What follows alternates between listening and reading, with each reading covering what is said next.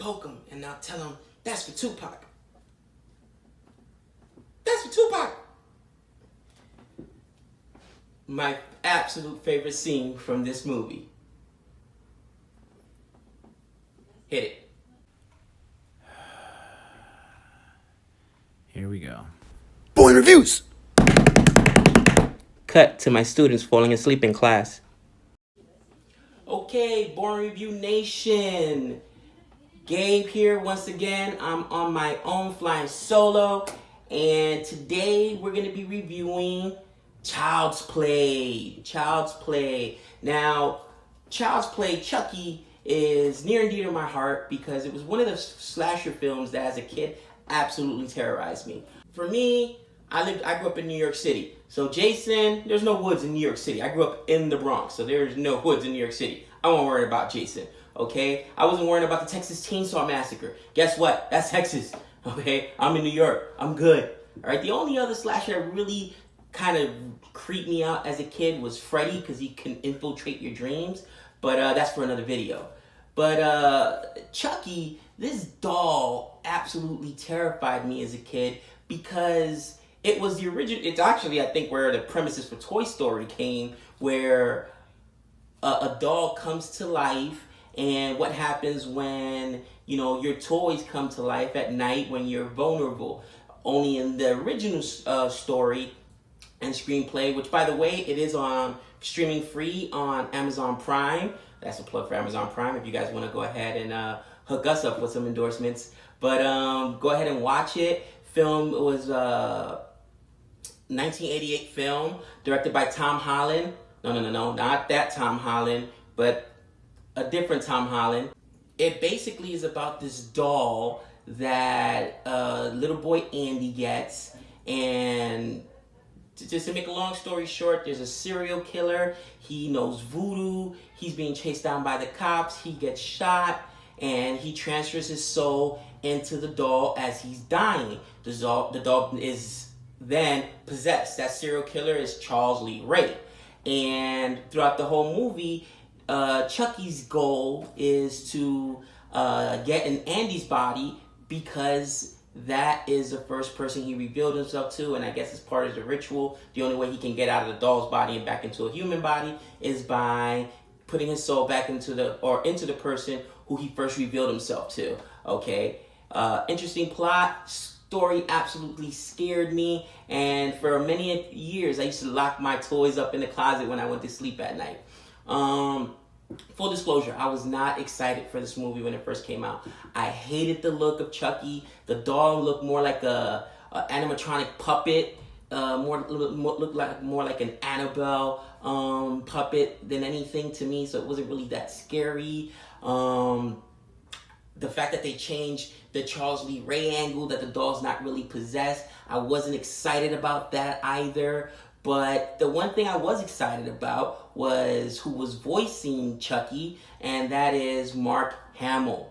Okay, those of you that don't know, he is Luke Skywalker from the Star Wars franchise. I'm a huge Star Wars fan, but more importantly, he is also the voice for the Joker. He's done a lot of voice work over the years. He's fabulous, and in this movie, he did not disappoint. Now, like I said, I walked in initially to watch this movie with a negative disposition, but I gotta tell you, it was fabulous. This movie was awesome, and even the change in story made sense what they did for our new generation, our technology-based, cloud-based generation. You actually believe, hey, this could happen. And, you know, I don't want to get into too many spoilers, but basically the doll is not repossessed. What it is instead is a piece of AI technology. And I mean, I know a whole bunch of movies has gone to that horror trope of, you know, technology will rise against us, and who knows, maybe it's because it will at some point. But you know, this doll loses all its filters, it malfunctions, and then it becomes a killer doll. Now the motivations here are a little bit different from the original Chucky, and where in the original Chucky, the doll was trying to possess Andy's body. Here, he wants to be Andy's friend. He just doesn't understand the limits and that he can go to because he has no filter, to be Andy's friend. And if he couldn't be Andy's friend, nobody could be. And what I really liked about this movie was the fact that they created horror, because as I got older, okay, Child's Play 1 was good. Okay, Child's Play 2 was awesome. Child's Play 3, like usual, the third movies in the franchise are horrible. And then after that, Bride of Chucky, Seed of Chucky, Cult of Chucky, they're all basically straight to DVD movies. I'm pretty sure the last one was straight to DVD or Netflix or something like that. Okay, they were not good in films whatsoever. So Chucky started losing some of his allure. Okay, as I got older, I used to think, man, I would just kick this doll with a kitchen knife. No problem, I got you covered. You know what I mean? I can take care of myself. But this movie made his kills so believable, how he's able to accomplish it, and also made Chucky mortal himself, okay? Gave him a sense of vulnerability. He was a machine that could be destroyed. He was a machine that could sustain injury. I remember watching in the first Child's Play that he gets shot with like a .357 Magnum and still keeps on coming. What, are you kidding me? Okay, yeah, I get it. The doll's possessed, but ultimately Charles Lee Ray was also mortal, so the doll should be as well. It should feel pain. And it really made the story a lot more enjoyable because you knew, hey, our protagonists have an opportunity, have a chance to actually take Chucky on. With that being said, quick synopsis, this doll that everybody wants. And I tell you what, first of all, the look of the doll bothered me at first. It was like, this is not creepy.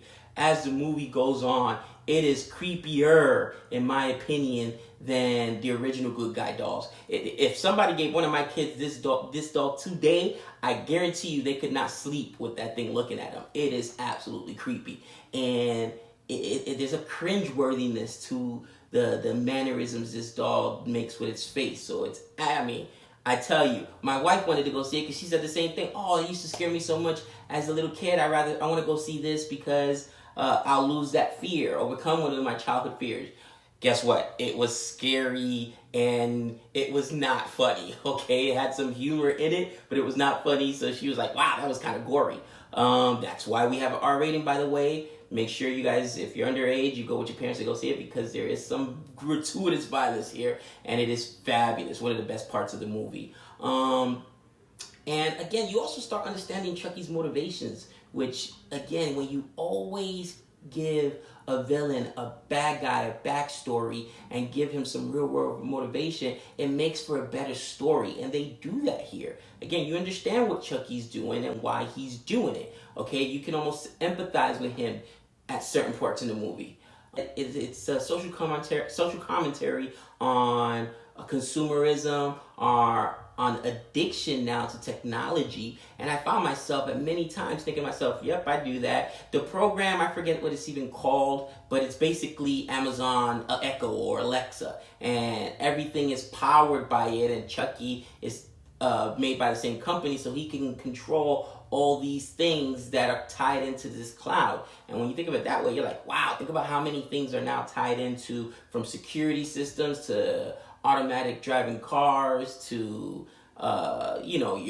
there's a whole bunch of things. So give a doll that type of control, especially a killer doll with control over that technology, and they can wreak havoc. But the scenes were awesome. Mark Hamill, he was amazing as Chucky's voice, very cringy. He made it his own thing too. It wasn't like the original Chucky. He didn't do the laugh one time, which Chucky's iconic for that. I know some people were upset about it, but I didn't think that it would have fit in here. That laugh was Charles Lee Ray, a crazed serial killer's laugh, okay? This is not a crazed serial killer. It's a piece of technology that's, once again, malfunctioning. So all his little quips and all the things he says is basically learned, okay? It's like watching Chucky slowly progress to becoming this serial killer. Andy did okay. The character playing Andy did okay. His mom did okay as well. But the star of the show was absolutely Mark Hamill. And I tell you what, his voice acting is amazing. I recommend this movie, okay? A lot of times I hate reboots because they don't do them better than the originals. Dare I say, this may be better than the original, okay? I will give Chucky, the reboot, a solid B. A B. A couple things kept it from being an A for me, but as far as horror film, it's fabulous. I'm excited. This is 2 horror films we've got so far this year that totally blew me away. If you guys saw our Brightburn review, I love Brightburn. Brightburn was fabulous. If you still haven't gone seen it, please go see it as well.